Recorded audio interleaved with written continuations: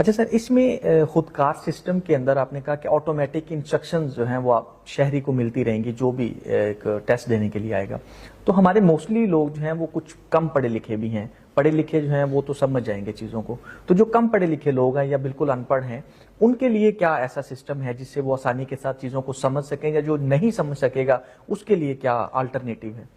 یہ جیسے میں نے آپ سے شیئر کیا کہ یہ ایک بڑے مربوط حکمت عملی کا حصہ ہے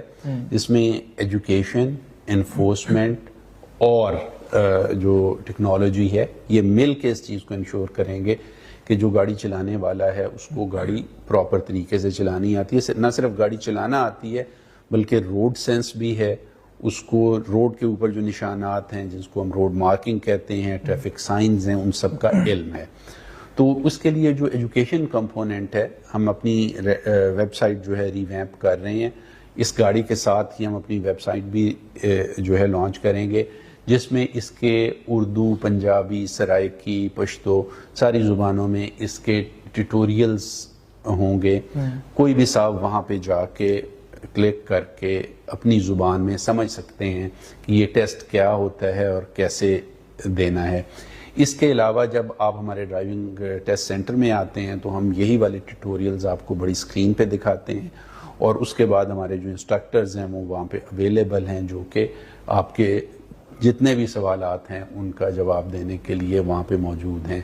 سو دیٹ کہ آپ ان سارے پروسیسز میں یہ لرن کر کے کہ یہ ٹیسٹ کس طرح ہونا ہے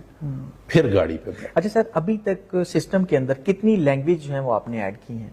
ابھی چونکہ یہ پروٹوٹائپ ہے، ابھی ہم اردو انسٹرکشنز جو ہیں وہ اردو میں دے رہے ہیں، لیکن بیسڈ آن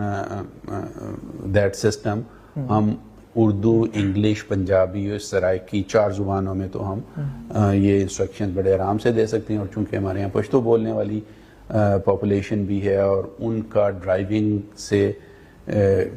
تعلق بھی ہے، ان میں سے بہت سارے ایسے ہیں جو ڈرائیونگ کے شعبے سے وابستہ ہیں، تو 5ویں لینگویج ہماری پشتو ہوگی جس میں ہم آپشن اویلیبل کر دیں گے کہ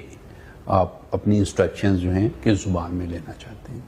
اچھا سر، دوسرا یہ بتائیے کہ گاڑی کے اندر کیا کیا چیزیں انسٹال کی گئی ہیں، کتنے کیمرے ہیں اور وہ کس طرح سے آپریٹو ہوں گے؟ جیسے میں نے آپ سے شیئر کیا کہ 3 لیولز کی ٹیکنالوجی یوز ہوئی ہے. ایک جو فزیکل اکوپمنٹ کو استعمال کرتی ہے جس میں ہمارے 6 کیمراز ہیں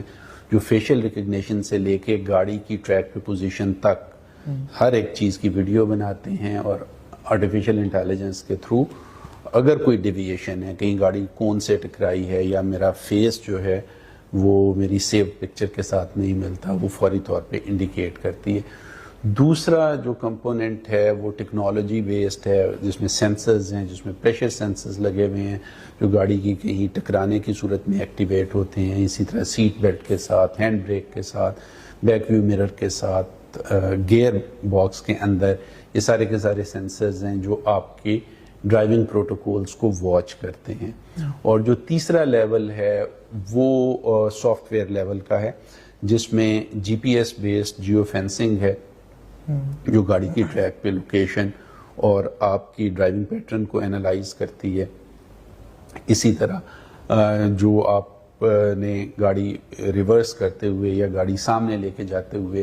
جس طرح کی میتھڈولوجی استعمال کی ہے، جو آپ کی سپیڈ تھی، جو آپ گاڑی اگر بار بار بند ہو رہی ہے تو وہ ساری کی ساری چیز جو ہے وہ ہمارا سافٹ ویئر ریکارڈ کر کے